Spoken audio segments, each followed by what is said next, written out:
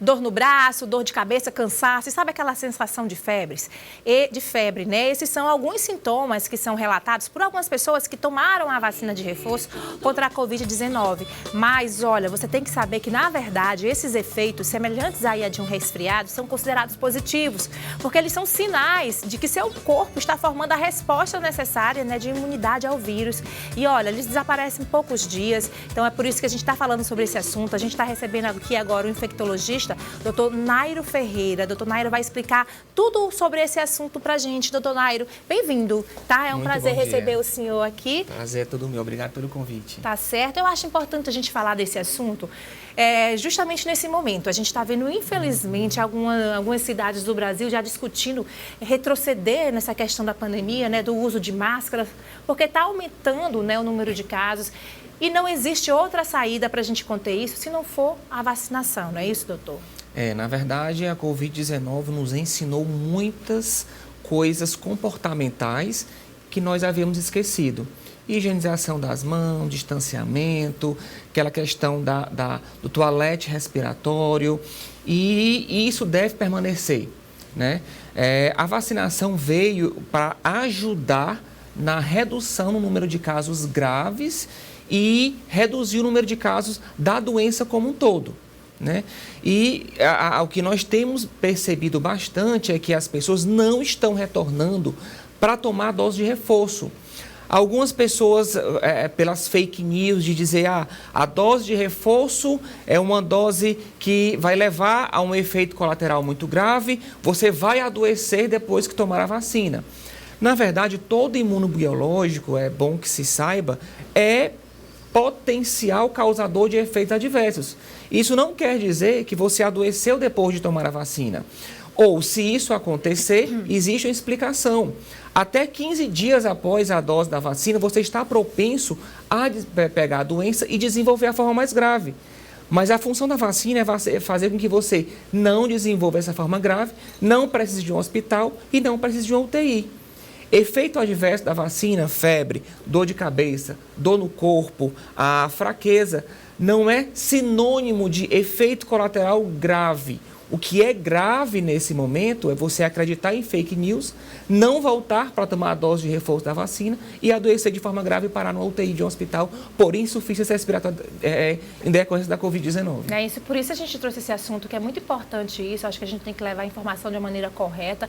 E muito está se falando, tá dando reação. Na verdade, você pode ter sentido também na primeira dose e na segunda. Não tem nada de diferente nessa dose de reforço que vai fazer você ter mais efeito colateral do que as primeiras doses, né? E existe muito essa questão da gente achando que é porque geralmente quem tomou a primeira e a segunda dose tomou de um tipo de vacina, a terceira, que é a dose de reforço, e a quarta está sendo uma vacina de um tipo diferente. Tem gente que associa isso, mas não existe nenhuma relação, né, doutor?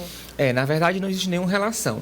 Existem algumas vacinas que foram, inclusive, tiradas do calendário de reforço, porque a performance para a cobertura das formas graves após um certo período cai, é bastante pequena. A exemplo, a Coronavac. Nós não temos no nosso calendário a Coronavac como dose de reforço, porque o estudo mostrou que, os artigos mostraram que essa vacina, depois de um certo período, ela perde a performance de cobertura contra as formas mais graves, das graves da doença. As outras vacinas contemplam uma performance melhor de cobertura contra as formas graves.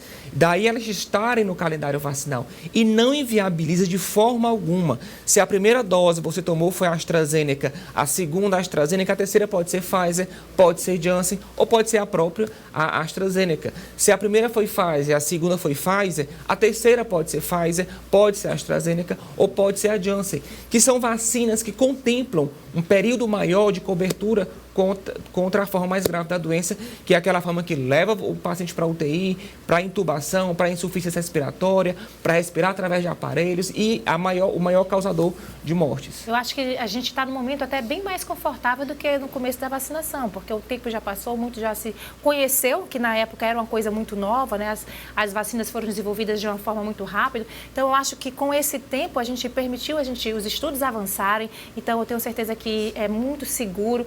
E inclusive, a gente falou no começo, doutor, queria que o senhor ressaltasse isso, que esses sintomas que você sente, que, gente, não são sintomas pesados e que passam logo, na verdade, é uma reação positiva do teu corpo, é um sinal positivo de que a vacina está fazendo efeito, né, doutor? Exatamente. O que acontece? O seu sistema imunológico ele é provocado a ter uma reatividade e produzir anticorpos direcionados para aquela doença na qual a vacina foi aplicada. Então, isso é uma reação passageira, é algo que você vai sentir naquele momento, em até 72 horas passa a sintomatologia, mas você vai estar protegido. E muitas pessoas me perguntam, e o contrário também é verdadeiro? Se eu tomei a vacina e não tive reação nenhuma, significa dizer que meu sistema imunológico não reagiu? Que eu não vou ter anticorpos contra a doença? Não. Isso vai variar de organismo para organismos. Nós temos pessoas que tomaram 3 doses da vacina, não sentiram absolutamente nada, e pessoas que tomaram a 3ª dose da vacina, a dose de reforço da 3ª, e sentiram ali o que não tinha sentido nas 2 anteriores. Mas isso varia de cada organismo, e não significa dizer que se você não sentiu nada, seu organismo não reagiu. Ou se você teve alguma sintomatologia adversa, isso seja prejudicial para você. Não é prejudicial para você, não. Doutor Mário, para a gente encerrar, o que não pode, de jeito maneira, você pensar e não se vacinar.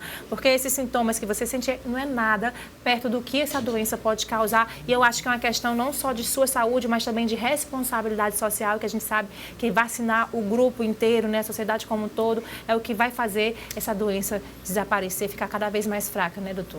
Com toda certeza. Eu costumo dizer e afirmo diariamente, nós nunca tivemos em um período de calmaria desde 2020 em relação à Covid-19. No entanto, as medidas sociais devem permanecer e obrigatoriamente devemos voltar para nos vacinar.